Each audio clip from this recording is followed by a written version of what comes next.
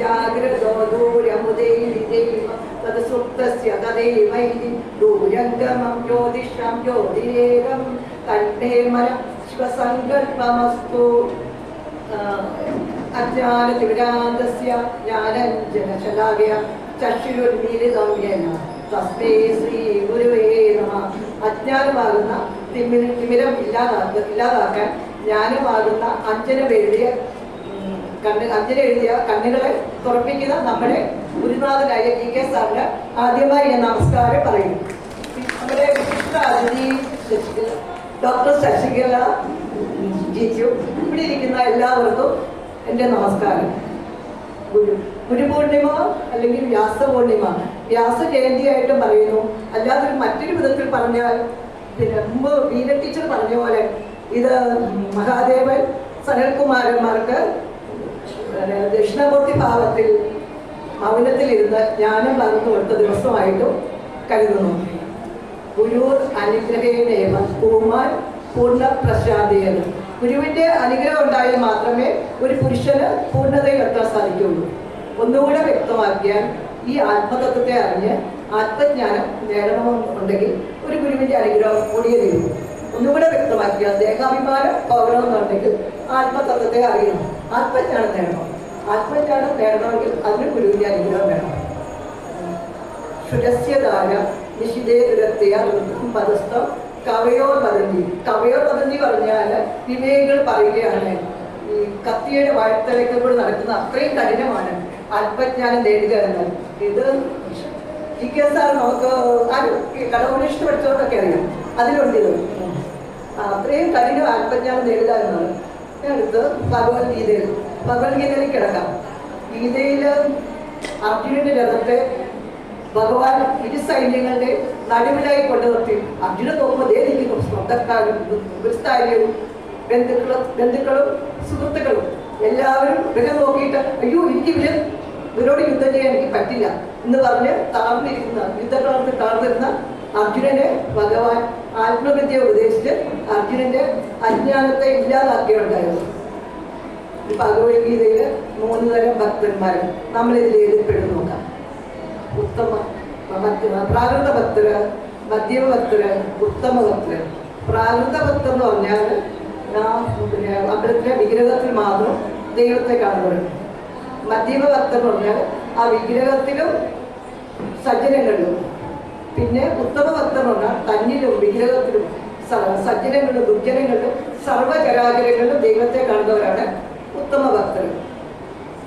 ഭക്തിയോഗം, ജ്ഞാനയോഗം, കർമ്മയോഗം, ഇതിൽ ഏതാണ് ശ്രേഷ്ഠം? ഭക്തിയോഗം. നമ്മുടെ ഉള്ളിൽ ഭക്തി വർദ്ധിക്കുന്ന അനുസരിച്ച് നമ്മുടെ പാപവാസനകൾ കുറയും. ഞാൻ കപിലദേവൻ ഭാഗവത്തിലേക്ക് കിടക്കുകയാണ്. കപിലദേവൻ അമ്മയ്ക്ക് പറഞ്ഞു കൊടുക്കുന്നത്, ഭർത്താവ് കർത്തമ പ്രജാപതി തപസ് എന്നേക്കുമായി വനത്തിലേക്ക് പോകുന്നു, തപസ് ചെയ്യാൻ പോകുന്നു. ഇതറിഞ്ഞപ്പോൾ മകനും പോകാൻ ഒരുങ്ങിയിരിക്കുക. ഈ സമയത്ത് അമ്മയ്ക്കൊരു സ്വസ്ഥതയില്ല. ആ 5 ഇന്ദ്രിയങ്ങളെയും മനസ്സിനെ അടക്കാനുള്ള മാർഗം അമ്മ മകന്റെ മുമ്പിൽ നമസ്കരിച്ച് പറയുകയാണ്. അവിടെ വിനയം കാണിക്കുന്നത്. മഹത്വത്തിന്റെ മുമ്പിൽ നമ്മൾ നമസ്കരിക്കണം. അതാണ് അത്. മകനായാലും ആരായാലും മഹത്വം ഉണ്ടെങ്കിൽ അവരുടെ മുമ്പിൽ നമസ്കരിക്കേണ്ടി വേണം. ഇത് അമ്മ മകനോട് എന്ന് പറയുകയാണ്, ഒരു സ്വസ്ഥതയില്ല മോനെ, ഈ 5 ഇന്ദ്രിയങ്ങളെ മനസ്സിനെ അടക്കാനുള്ള മാർഗം പറഞ്ഞു തരൂ. അപ്പൊ നമുക്കെല്ലാം അറിയാം, കണ്ണ് നമ്മൾ കുറച്ചുകൂടി വന്ന് പോയി സാരി ഇങ്ങനെ തൂക്കി, നമ്മുടെ കുട്ടി സാരി കാണും, വെറുതെ തൂക്കിയിട്ട് നമ്മളിങ്ങനെ നോക്കത്തില്ലേ, കണ്ണൊക്കെ അങ്ങോട്ട് പോകല്ലേ. ഭർത്താവ് പറയും വേഗം നടക്കും. നമ്മൾ ചിലപ്പോൾ മെല്ലെ ആക്കും അല്ലേ, തർപ്പൊക്കെ പറിച്ചൊക്കെ ഉള്ളൂ. അല്ല അതൊക്കെ കുഴപ്പമില്ല, നോക്കാം. ദേഹാഭിമാനം പോയവരല്ലല്ലോ, നമുക്ക് കുഴപ്പമൊന്നുമില്ല. അങ്ങനെ കപിലദേവ ഭഗവാൻ പറയുന്നു, അമ്മയ്ക്ക് പറ്റിയത് ഭക്തിമാർഗമാണ്. അമ്മ സദാ ഭഗവത് വിചാരത്തിലൂടെ ഇരിക്കുക, ഭഗവാനെ ധ്യാനിക്കുക, കീർത്തിക്കുക, ഭഗവത് കഥകൾ കേൾക്കുക. ഇങ്ങനെ ആകുമ്പോൾ അമ്മ മനസ്സ് ശുദ്ധമാകും. അമ്മയ്ക്ക് അങ്ങനെ വേഗം ഭഗവത് പ്രാപ്തി നേടാൻ സാധിക്കുന്നു. പിന്നെ അടുത്ത ഇനി ഗോപികമാരുടെ ഭക്തിയാണ്. ഇവർക്ക് ശരീരാഭിമാനം പോയത് അറിഞ്ഞപ്പോഴത്തേക്കും ഭഗവാൻ ഇവർക്ക് ഒരു യോഗമായി ആശ്രയിച്ച് ബ്രഹ്മാനന്ദ അനുഭൂതി കൊടുക്കാൻ തീരുമാനിച്ചു. ഗോപികമാരും ഭഗവാൻ വേണ്ടുകാലം മുഴക്കി. അത് കേട്ടപ്പോഴത്തേക്കും ഗോപികമാരെല്ലാം അവരുടെ ജോലികളെല്ലാം ഉപേക്ഷിച്ച് അവിടുന്ന് ഓരോരുത്തരും ചിലർ പാല് തിളപ്പിക്കുകയായിരുന്നു കുട്ടികൾക്ക് കൊടുക്കാൻ വേണ്ടി, ചിലർ ഭർത്താവിന് ചോറ് കൊടുക്കാൻ ഒരുങ്ങുകയായിരുന്നു. അങ്ങനെ പല ജോലികൾ, പശുവിനെ കറക്കുന്നു, ചിലർ അടിച്ചു വരുന്നു. ഇതെല്ലാം ഇട്ടേച്ച് ഭഗവാന്റെ വേണുകാലം കെട്ടിടത്തേക്ക് ഓടുക. ഭർത്താക്കന്മാർക്ക് തടഞ്ഞു നിർത്തുന്നുണ്ട്, എവിടെ എങ്ങോട്ടാ പോകുന്നത്. ഞാനും ഇതുപോലെ ഓടിയിട്ടുണ്ട്. പണ്ട് ഈ സിനിമാ നടന്മാരൊക്കെ ഇവിടെ നാട്ടിൽ പോലെ ഇവിടെ അന്ന് എനിക്ക് ഭാഗവതം ഒന്നും അറിയില്ല. ആ സമയത്ത് ഞാൻ അവരെ കാണാൻ പോയി. അവർ പോയത് എവിടെയാ? പ്രപഞ്ചത്തിന്റെ നാഥനെ കാണാനോ ഓടിയേ, ലോകത്തിന്റെ നാഥനെ. ഇതൊരു ഭാഗ്യല്ല. അവര് നേരെ എവിടെന്നു നിങ്ങൾക്ക് സുന്ദരിമാരെല്ലാം കൂടി ഇങ്ങോട്ട് വന്ന് ചോദിക്കുന്നത്. അപ്പൊ നിങ്ങൾക്ക് പേടിയില്ലേ രാത്രിയിൽ വനത്തിലും ക്രൂര മൃഗങ്ങളുണ്ട്, നിങ്ങൾ തിരിച്ചു പോകും, നിങ്ങളുടെ വീട്ടുകാരും നിങ്ങളുടെ ഭർത്താക്കന്മാരും മക്കളും അമ്മയും അച്ഛനൊക്കെ അന്വേഷിക്കില്ലേ, തിരിച്ചു പോകും. ഇല്ല, അവർ തിരിച്ചു പോകാൻ കൂട്ടാക്കുന്നില്ല. ഭഗവാൻ ഞങ്ങൾ എല്ലാം ഉപേക്ഷിച്ചു വന്ന സർവധർമ്മാൻ പരിത്യജ്യ മാമേക ശരണം പ്രജ, എല്ലാം ഉപേക്ഷിച്ച് ഭഗവാന്റെ അടുത്ത് വന്നാൽ ഞങ്ങളെ ഭഗവാൻ സ്വീകരിക്കണം. അപ്പൊ പോകുന്നില്ല. പിന്നെ ഞാൻ ചുരുക്കി പറയാട്ടോ, ഒരുപാട് പറയാണ്ട് കുറച്ച് പറയുള്ളൂ. അങ്ങനെ അവര് പോകുന്നില്ല എന്ന് കൂട്ടാക്കിയപ്പോൾ ഭഗവാൻ അവർക്ക് ശ്രീധർമ്മം ഉപദേശിക്കുകയാണ്. ഒരു സ്ത്രീ ആയാൽ ഗൃഹസ്ഥയായാൽ എത്ര ദുഷിച്ച ഭർത്താവാണ് ഭഗവാൻ പറയുന്നത് അഡ്ജസ്റ്റ് ചെയ്ത് പോകുന്നത്. അപ്പൊ ഇത് നോക്കിയേ പറ്റും. ഭർത്താവിനെ നോക്കണം, മക്കളെ നോക്കണം, ഭർത്താവിന്റെ ബന്ധുക്കളെ നോക്കണം. ഇതൊക്കെ നിങ്ങൾ നോക്കിയേ പറ്റൂന്ന് ഭഗവാൻ ഉപദേശിക്കുകയാണ്. പിന്നെ അവര് അങ്ങനെ ഭഗവാന്റെ കൂടെ ഭഗവാൻ എത്ര പറഞ്ഞിട്ടും ഇതൊക്കെ പറഞ്ഞു നിങ്ങൾക്ക് എന്നെ കാണണമെങ്കിൽ ഇവിടെ വരണമെന്നില്ല. ഭഗവാൻ പറഞ്ഞു എന്നെ കാണണമെങ്കിൽ എൻ്റെ അടുത്ത് വരണമെന്നില്ല, നിങ്ങൾക്ക് അവിടെ ഇരുന്ന് ധ്യാനിക്കാം. വീട്ടിൽ ധ്യാനിക്കുകയോ കീർത്തിക്കുകയോ നിങ്ങൾ കഥകൾ പറയുകയോ സത്സംഗത്തിൽ പങ്കെടുക്കുകയോ ഒക്കെ ചെയ്താൽ മതി. എല്ലാവരുടെയും ഹൃദയവാസിയാണ് ഞാൻ. ഇത് നിങ്ങളെത്തിനാണ് ഇത്രയും കഷ്ടപ്പെട്ട് എൻ്റെ അടുത്ത് വരേണ്ട ആവശ്യമില്ല. ഇതൊക്കെ പറഞ്ഞിട്ട് അവർ തിരിച്ചു പോകാൻ കൂട്ടാകുന്നില്ല. ആ സമയം ഭഗവാൻ അവരുടെ കൂടെ രമിക്കാൻ തീരുമാനിച്ചു. അപ്പോഴത്തേക്കും കുറെ രമിക്കാൻ തുടങ്ങിയതേ ഉള്ളൂ. അപ്പോഴേ അവരുടെ മനസ്സിൽ അഹം വന്നു. അഹമുണ്ടായി. തങ്ങളാണ് ഈ ലോകത്തെ ഏറ്റവും ഭാഗ്യവതികൾ. ഇത്രയും ഭാഗ്യം ചെയ്തവരിവിടെ കാണുകയാണ്. ഭഗവാന്റെ കൂടെയല്ലേ രമിക്കുന്നത്. അപ്പൊ നമ്മുടെ ഉള്ളിൽ എപ്പോൾ അഹം ഉണ്ടായോ ആ സമയം ഭഗവാൻ ഇവിടുന്ന് പോകുമെന്നുള്ളതാണ്. ഒരിക്കലും അഹം വരാൻ പാടില്ല. മാമ ഇത് രണ്ടും പാടില്ല എന്നാണ് അവിടെ നമ്മളെ കാണിച്ചത്. അങ്ങനെ അവർ ഗോപികമാരുടെ ഇനി അന്വേഷണമാണ്. അവരുടെ കൃഷ്ണനെ, ഭഗവാൻ കൃഷ്ണനെ കണ്ടു ഓരോ വൃക്ഷലതാദികൾ, പക്ഷി മൃഗാദികൾ എല്ലാവരോടും ചോദിച്ചു നടക്കുന്നു. അവസാനം തുളസിയെ കണ്ടു. ഇവർക്കാണ് അറിയാം, ഇവർക്ക് നമ്മുടെ സങ്കടം മനസ്സിലാവും. ഇവരല്ലേ ഭഗവാന്റെ ഭാഗത്ത് എപ്പോഴും ഒട്ടിപ്പിടിച്ചിരിക്കുന്നല്ലേ. അപ്പോൾ തുളസി ഞങ്ങളുടെ കൃഷ്ണനെ നീ കണ്ടോ? അപ്പൊ തുളസി പറഞ്ഞു കാണും ഇവിടെ എങ്ങാണ്ട് തുളസി ഗന്ധം വന്നിട്ടുണ്ട്. ആ സ്ഥലത്തേക്ക് ഈ ഗോപികന്മാർ ഇങ്ങനെ പോയി ചുരുക്കുവാണ് കേട്ടോ, ചുരുക്കുക. അങ്ങനെ പോയിട്ട് അവര് ഭഗവാന്റെ ബാലലീലകളാണ് ബോധനാമോഷം പോലെ കാളിയമർത്തനം വരെയുള്ള ബാലലീലകൾ ഓരോന്നും അനുകരിച്ച് അവർ എല്ലാവരും കൂടെ ഒരുമിച്ചിരുന്ന് കാളിന്തി നദിയുടെ തെക്കേൽ നിന്ന് ഗോപികാഗീതം പാടി. ഗോപിക നന്ദനോ ഭവാൻ അന്തരാത്മ. ഭഗവാനെ അങ്ങ് കേവലം നന്ദഗോപരുടെ പുത്രൻ മാത്രമല്ല, അങ്ങ് എല്ലാവരുടെയും അന്തരാത്മാവായിട്ടിരിക്കുന്ന അങ്ങല്ലേ. ഇത് കഴിഞ്ഞ് ഭഗവാൻ ഇവരെ ഇനി വിഷമിപ്പിക്കുന്നത് ശരിയല്ല, സങ്കടപ്പെടുത്തുന്നത് ശരിയല്ല. ഭഗവാൻ അവരുടെ മുമ്പിൽ പ്രത്യക്ഷപ്പെട്ടു. അങ്ങനെ അവിടെ രാസമണ്ഡലത്തിൽ 2 ഗോപിയ ഓരോ കൃഷ്ണൻ വെച്ച് രാസക്രീഡമാണ്. അപ്പൊ ഇത് മലയാളം പുരാണം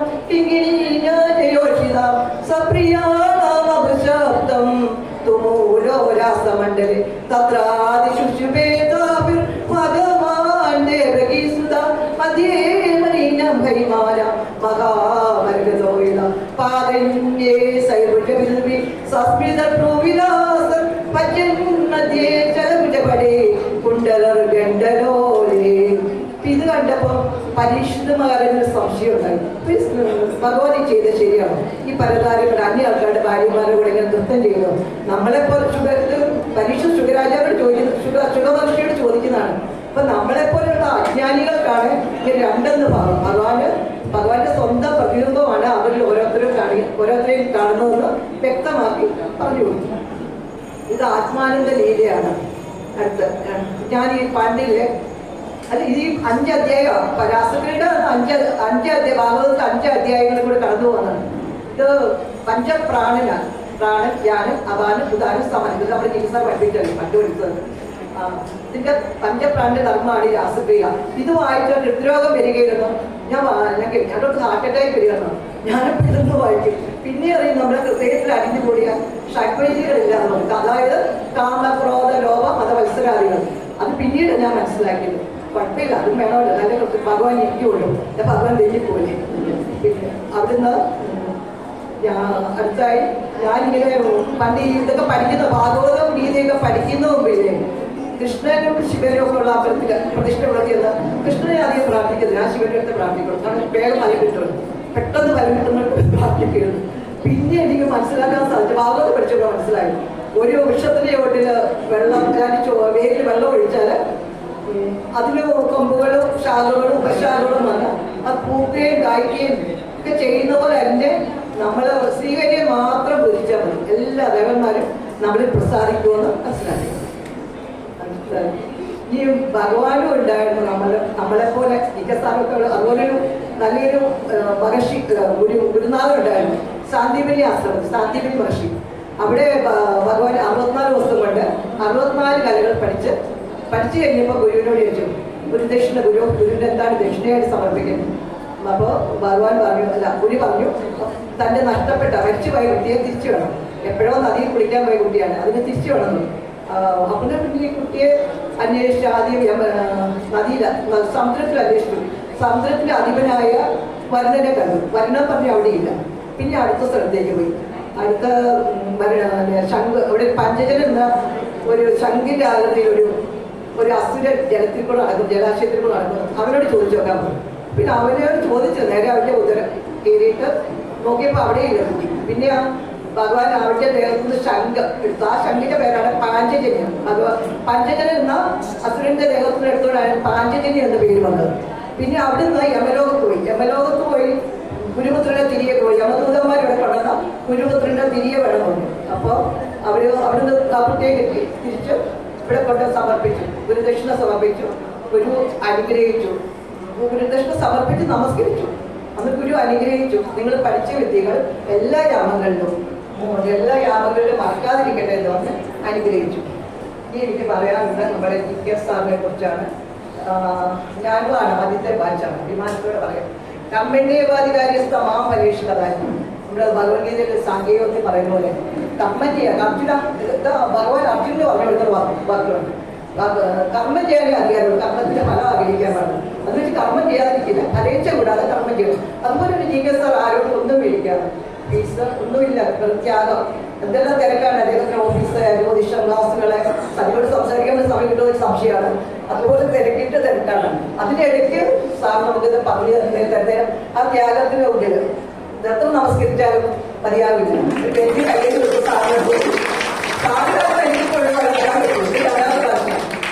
രണ്ടാമത് പ്രാവശ്യം കോൺഫിഡൻസ് കിട്ടി. എനിക്ക് കോൺഫിഡൻസ് ഉണ്ട്. ഞാൻ സത്യത്തിൽ പ്രിപ്പയർ ചെയ്തിട്ടില്ല. അതെനിക്ക് അറിയാവുന്ന കാര്യങ്ങൾ തന്നെയാണ് ഇതൊക്കെ പറഞ്ഞു, ഒന്നും പ്രത്യേകിച്ച് പഠിച്ചിട്ടില്ല. പിന്നെ നമ്മളിത് പഠിച്ചു കഴിഞ്ഞാൽ നമ്മുടെ ഉള്ളിലെ ഷഡ്മുഖികൾ നമ്മളെന്തോ കാതുകൾ കൈകെട്ടി നമ്മളെല്ലാം പറഞ്ഞു. പ്രാണിന്റെ ധർമ്മം, വിശപ്പ്, താവും, ശരീരത്തിന്റെ ധർമ്മം, ജലാമര മരണം, പിന്നെ മനസ്സിന്റെ ശോകം, മോഹം, ഇതൊക്കെ ഒന്നും ഇല്ലാതാവും. ഇത്രയും പറഞ്ഞുകൊണ്ട് ഞാൻ പറഞ്ഞ വാക്കുകൾ ഒരു ഭാഗത്ത് ഭഗവാനെ സമർപ്പിച്ചുകൊണ്ട് നിർത്തുന്നു. നന്ദി, നമസ്കാരം.